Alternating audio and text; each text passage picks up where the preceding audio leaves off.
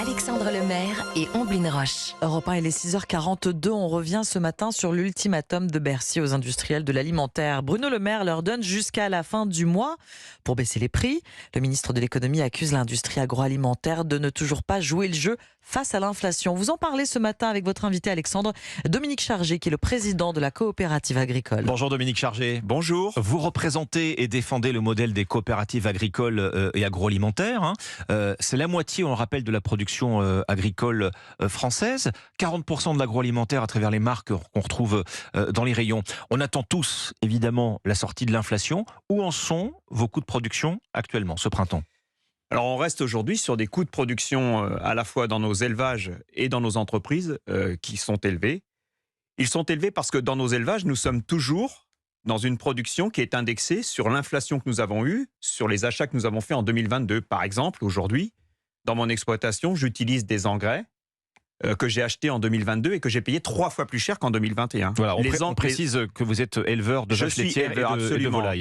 Comme représentant de coopérative, je suis d'abord un éleveur, j'ai d'abord une exploitation.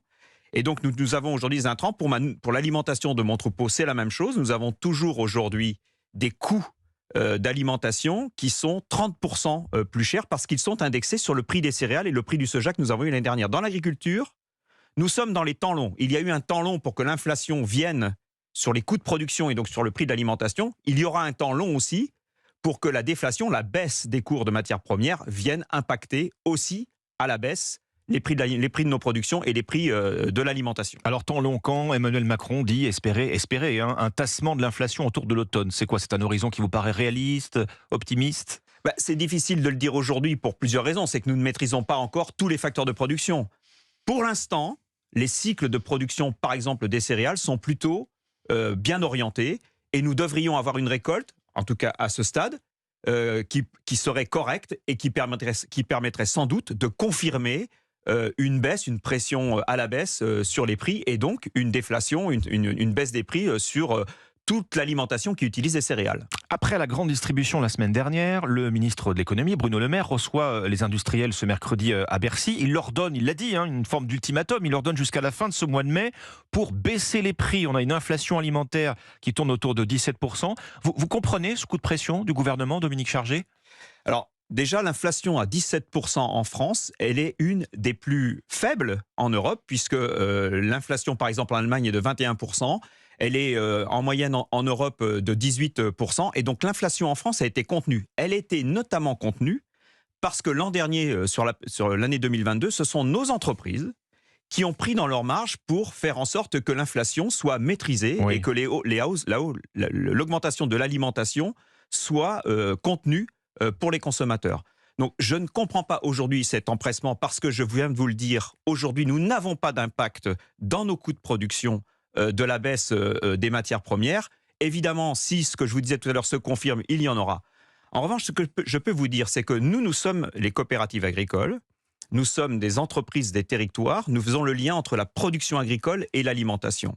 Et ça a été reconnu aujourd'hui par Bercy, qui aujourd'hui, effectivement, reconnaît le fait que notre situation, notre modèle économique particulier, celui qui fait le lien entre la production agricole et l'alimentation, celui qui représente les entreprises des territoires, était moins soumis, contraint, j'allais dire, à la pression qui est mise aujourd'hui par le gouvernement. Vous avez vu qu'Olivia Grégoire, la ministre aux petites et moyennes entreprises, menace de recourir au name and shame, révéler publiquement le nom des industriels qui ne joueraient pas le jeu de la baisse des prix. Alors jusqu'ici, c'est pas exactement dans la culture française.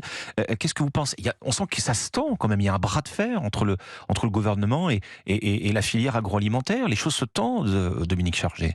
Moi, ça n'est pas forcément l'option que je retiendrai. Oui. Je respecte évidemment la pression sans doute que met le gouvernement aujourd'hui sur cette situation d'inflation.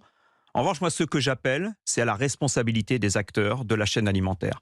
Nous avons aujourd'hui devant nous des enjeux majeurs qui sont ceux de répondre aux objectifs du changement, enfin à l'adaptation de nos modèles de production au changement climatique.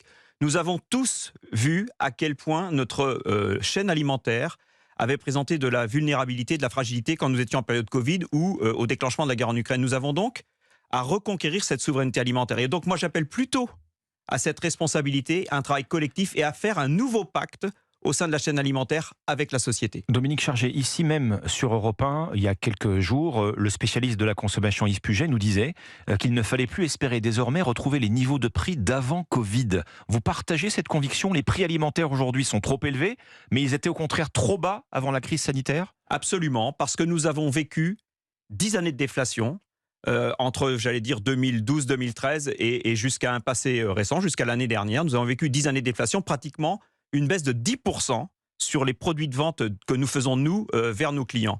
Et donc, aujourd'hui, nous n'avons plus les moyens d'investir, nous n'avons plus les moyens de répondre à ce que sont les grands enjeux qui sont devant nous, ceux que je vous citais tout à l'heure, ceux de la souveraineté alimentaire, ceux de la réponse aux défis du changement climatique, aux transitions agroécologiques.